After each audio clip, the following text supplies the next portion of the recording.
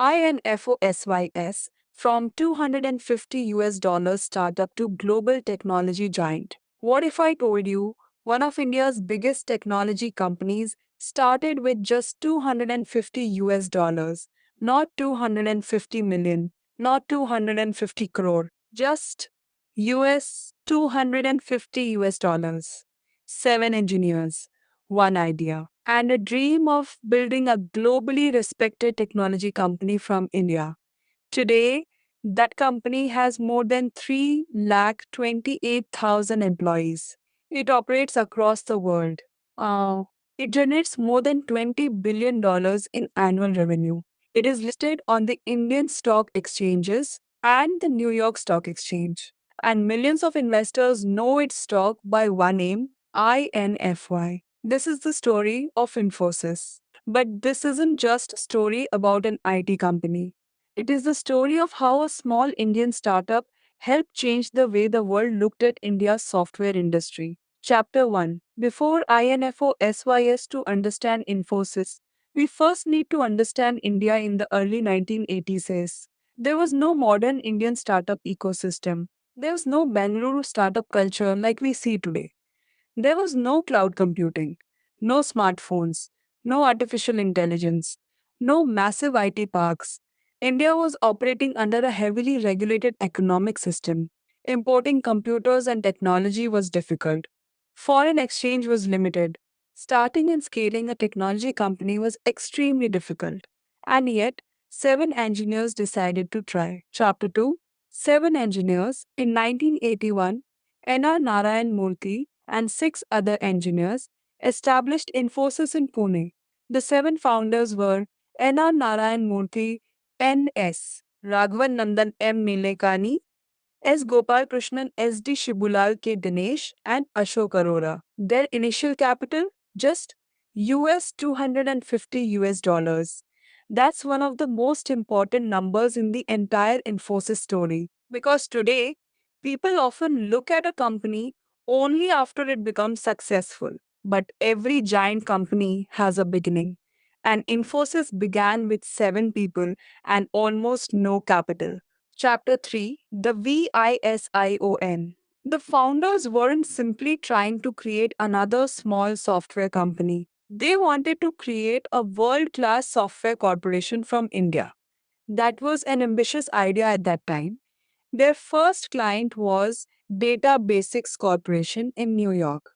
And this is significant because from almost the beginning, Infosys was thinking globally. It wasn't saying, let's first become India's biggest company. It was thinking, can an Indian company deliver technology to the world? That mindset became one of the foundations of Infosys. Chapter 4.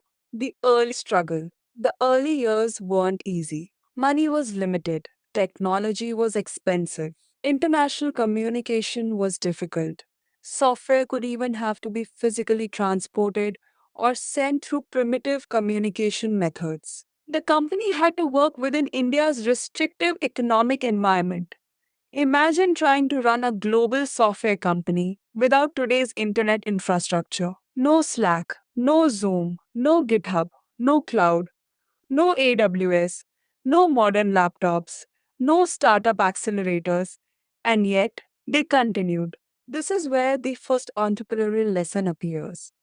Capital can help you start a business, but discipline helps you survive it. Chapter 5. The Global Delivery Model. One of Infosys' biggest contributions to the IT industry was its global delivery model. The basic idea was revolutionary for the time. Instead of having the entire software development operation physically located with the customer, work could be distributed across locations. Teams in India could develop software, teams abroad could work with customers. Different parts of the project could be handled across geographical locations. Today, this sounds normal.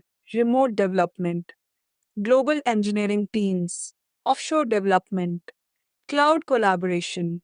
But Infosys helped pioneer this model when the technology and infrastructure for global software delivery were much less developed. Narayan Murthy played a major role in conceptualizing and implementing this model. and this became one of the foundations of India's IT services industry.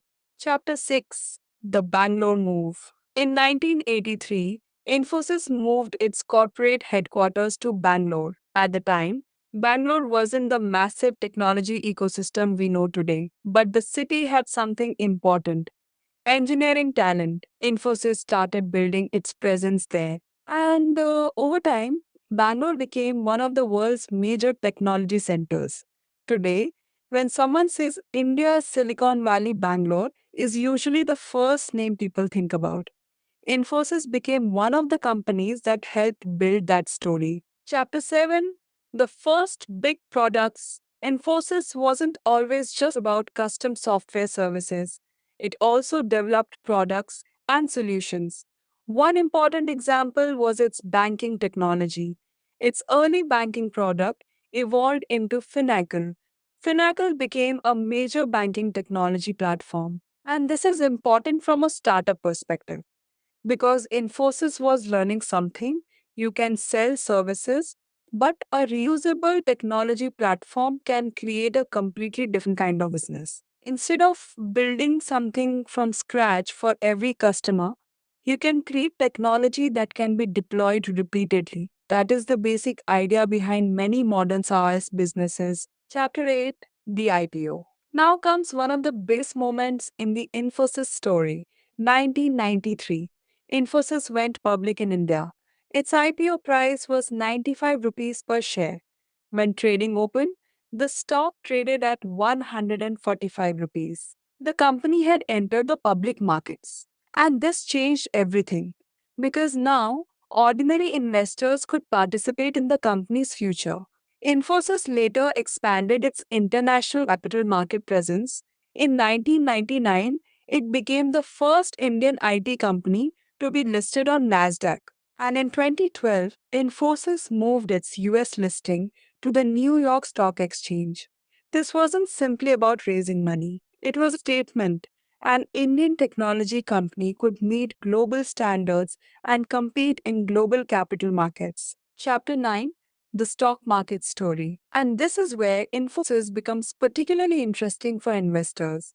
The company became one of India's most closely followed technology stocks. Ticker INFY today trades on NSE BSE, and its American depository shares trade on the NYSE. As of 30th June 2026, Infosys reported a market capitalization of approximately 4.06 lakh rupees crore. But the interesting part isn't simply the share price, it's what the stock represents.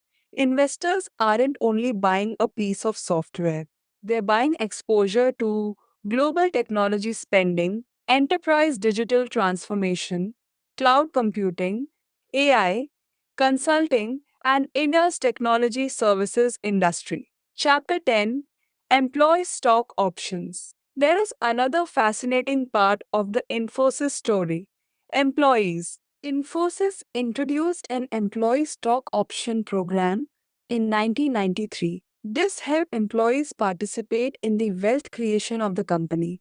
Infosys itself has described its employee stock options program as creating some of India's early salaried millionaires. Think about the startup lesson. Instead of saying the founders own everything, the company was creating a mechanism where employees could also benefit from the company's growth. Today, ESOPs are common in startups. But Infosys was doing this very early in India's technology industry. Chapter 11: The dot-com era. Then came the late 1990s. The internet exploded. Technology companies were suddenly worth enormous amounts of money. Investors were pouring capital into technology. Infosys was perfectly positioned for this transformation. In 1999, Infosys crossed US 100 million US dollars in revenue and it was listed on Nasdaq. The company was no longer simply an Indian software company, it had become a global technology player. Chapter 12: The Y2K Opportunity. One of the biggest technology events of that period was the Y2K problem. Companies around the world had software systems that needed to be reviewed and modified before the year 2000. Indian IT companies, including Infosys, were positioned to benefit from the enormous global demand for software services. The opportunity helped demonstrate something important. Indian engineers could solve technology problems for global companies. The world was beginning to understand the value of India's software talent.